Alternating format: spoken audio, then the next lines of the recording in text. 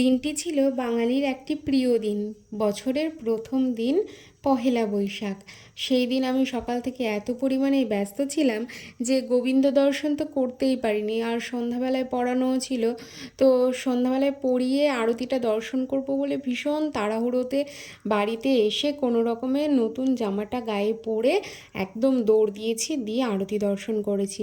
আর তারপরে কীর্তন হলো, তখন বসেছিলাম মন্দিরে। এখন হচ্ছে প্রসাদ বিতরণ, তো সবাই এখানে প্রসাদ দিচ্ছে। তো আমি ভাবলাম যে এই একটু সুযোগ, এই একটু ভিডিও করে নিই, কেননা এখন তার আগের মতো সেরকমভাবে আর ভিডিও করে উঠতে পারি না। আমার কপালে মনে হয় আজকে এমনভাবেই গোবিন্দ দর্শন ছিল, তাই পেয়েছি অনেক কৃপা করে।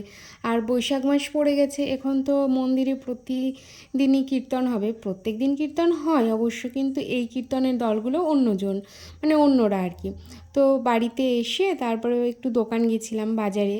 তো বাজারে গিয়ে কয়েকটা হালখাতা ছিল, সেগুলো করে নিয়ে দাঁড়িয়েছিলাম। তারপরে আবার বাড়ি চলে আসছি। প্রতি বছর পয়লা বৈশাখের দিন সন্ধ্যাবেলায় রেডি হয়ে নতুন জামা কাপড় পরে সাজুগুজু করে ওই বাজারে গিয়ে একটু ঘোরা বা হালখাতা করা, এটার কিন্তু মজাটাই আলাদা। আমি ছোটোবেলা থেকেই মায়ের সাথে আমি সন্ধ্যাবেলায় যাই এই দিনটাই, তো ভীষণ আনন্দ হয়, ভালোও লাগে। আর সবাই একটু নতুন নতুন সাজগোজ করে, আর আমিও করেছি। আর বাড়িতে এসে এই যে আমার এই ছানাপোনাগুলোকে দেখে আমার মন তো সবসময় ভরে যায়।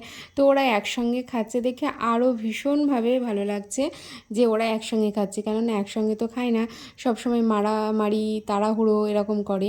তো এখানে আছে পুচি, রসগোল্লা আর মিঠাই, তিনজন আছে। আর একজন ছোট